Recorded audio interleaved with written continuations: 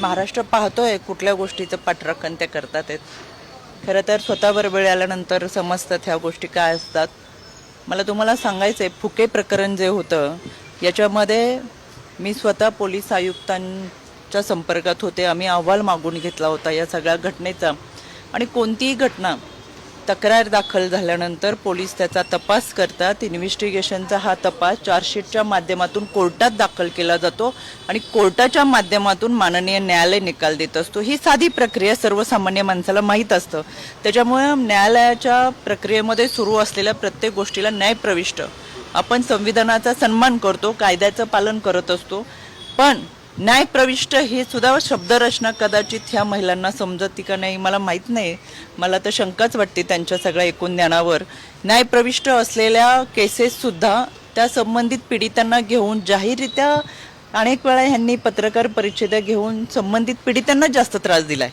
कारण की आपण त्या महिलेसोबत उभं राहून लढावं कोर्टाच्या प्रक्रियेमधून. कारण की न्यायप्रविष्ट म्हणजे काय की आम्ही संविधानाचा सन्मान करतो, न्यायालयीन प्रक्रियेमधून गेलं पाहिजे आपल्याला.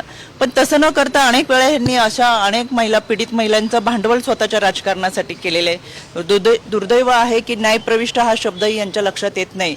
म्हणून कधीही इतरांच्या घटनेबाबत, इतरांच्या केसेसबाबत न्यायप्रविष्ट असलेला शब्दाचा सुद्धा अर्थ न समजलेले हे लोक त्याचं भांडवल करून त्यांनी स्वतःचं राजकारण आणि राजकारणातली पोळी बाजून घेतलेली आहे. आणि आज स्वतः वेळ आल्यानंतर वेळेचं बघू, कायद्याचं बघू.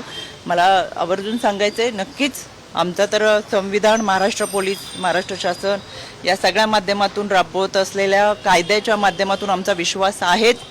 तो त्यांनी देखील आतापर्यंत जर ठेवला असता तर अनेकांचे संसार उद्ध्वस्त त्यांनी केले, ते झाले नसते. मॅडम, हनी ट्रॅपचा विषय राज्यभर चर्चेला आहे. महिला आयोगाने काही तक्रार दिली आहे? महिला आयोगाकडे तशा प्रकारचे काही तक्रारी आलेल्या आहेत? आमच्याकडे या संदर्भात कोणत्याही तक्रारी आलेल्या नाही आहेत. पण आम्ही जिल्हा न्याय ज्यावेळेस आढावा घेतो त्यावेळेस ह्या सगळ्या गोष्टींची माहिती घेत असतो. राज्याचे सन्माननीय मुख्यमंत्री जे गृहमंत्री म्हणून या सगळ्या गोष्टींकडे लक्ष देऊन आहेत.